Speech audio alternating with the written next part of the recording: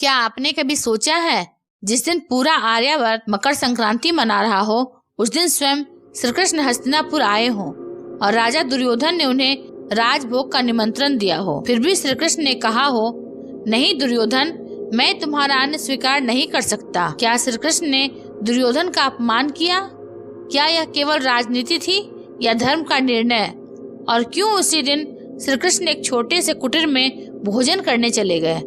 आज की यह कथा केवल भोजन की नहीं, यह कथा है भाव, धर्म और मकर संक्रांति के वास्तविक अर्थ की। हस्तिनापुर में सूर्य उत्तरायण की ओर बढ़ चुका था। मकर संक्रांति का दिन था, दान, पुण्य और धर्म का पर्व। राजमहलों में स्वर्ण थाल सज रहे थे, घी, दूध, पकवान, खीर और मधुर व्यंजन।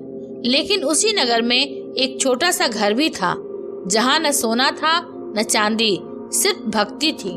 शंखनाद हुआ। हस्तिनापुर के द्वार पर श्री कृष्ण आए थे। दुर्योधन ने सुना तो हर्षित हो उठा। आज तो मेरी प्रतिष्ठा बढ़ जाएगी। उसने तुरंत दूध भेजा।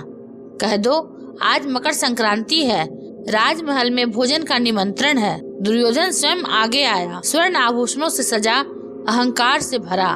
माधव, आज मेरे यहाँ भोजन स्वीकार करें। राजभोग, उत्तम व्यंजन सब आपकी प्रतीक्षा में है। सभा स्तब्ध थी। सब सोच रहे थे श्री कृष्ण अवश्य स्वीकार करेंगे। श्री कृष्ण मुस्कुराए, पर वह मुस्कान सामान्य नहीं थी। उसमें करुणा भी थी, चेतावनी भी। दुर्योधन, मैं भोजन तभी खाता हूँ जब प्रेम से परोसा जाए, और तुम्हारे घर में भोजन है पर प्रेम नहीं। सभा सन्न रह गई। जहाँ अन्याय पका हो वहाँ का अन्न विष बन जाता है। दुर्योधन का चेहरा लाल हो गया। यह अपमान है, एक राजा के निमंत्रण को ठुकराना। भीष्म पितामह, द्रोणाचार्य, कृपाचार्य सब मौन थे, क्योंकि वे जानते थे श्री कृष्ण सही कह रहे हैं। श्री कृष्ण बिना रुके मुड़ गए। सभा ने देखा वे राजमहल की ओर नहीं, नगर की सकरी गलियों की ओर जा रहे थे। किसके घर? वह घर बड़ा नहीं था। मिट्टी की दीवारें, साधारण द्वार, लेकिन जैसे ही श्री कृष्ण वहाँ पहुँचे, घर मानो मंदिर बन गया। विदुर दौड़ते हुए आए, आंखों में आंसू, हाथ जोड़े। प्रभु, यह मेरा सौभाग्य है या मेरे पुण्यों का फल? उसी क्षण भीतर से विदुर की पत्नी निकली, चेहरे पर अपार प्रेम। उन्होंने बिना पूछे कहा, स्वामी, आज मकर संक्रांति है, भगवान आज घर से भूखे नहीं जा सकते। उनकी आंखों में डर नहीं था, केवल माँ जैसा स्नेह। राजमहल में जहाँ सोने के थाल थे पर अहंकार था, वहीं इस कुटीर में मिट्टी के बर्तन थे पर प्रेम अमृत था। अब प्रश्न यह है, क्या उस घर में भोजन था या केवल प्रेम? विदुर की पत्नी भीतर चली गई। न कोई चिंता न भय। मेरे घर में जो है वही भगवान के लिए श्रेष्ठ है।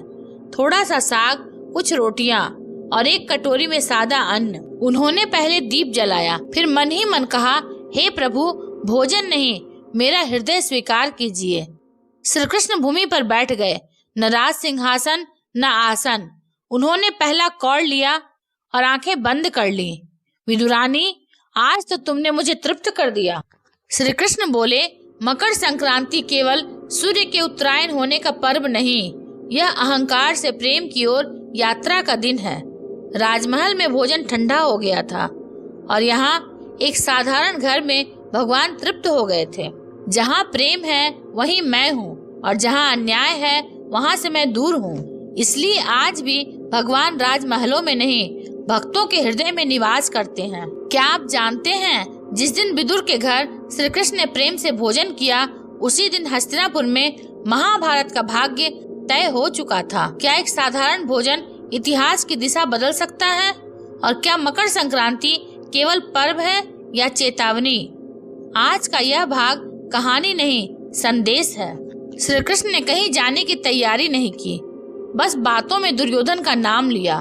दुर्योधन ने आज मुझे सोने का थाल दिया था, पर उसका मन खाली था, और तुमने मिट्टी के पात्र में अपना हृदय रख दिया।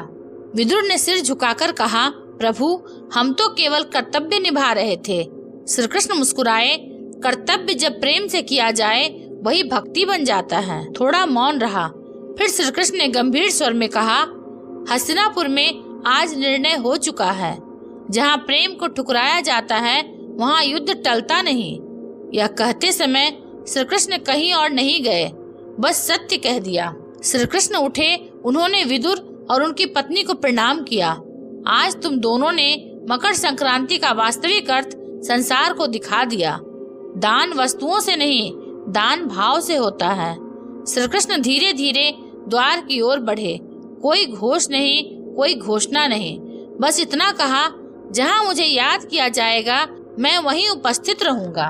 उस दिन न तो राजमहल छोटा हुआ न कुटिया बड़ी, बस यह सिद्ध हुआ कि भगवान ऊंचाई नहीं, साफ हृदय देखते हैं। अगर आज श्री कृष्ण आपके घर आए तो क्या आप राजभोग परोसेंगे या प्रेम? कमेंट में लिखिए और ऐसी कथाओं के लिए चैनल को सब्सक्राइब करना न भूलें। धन्यवाद।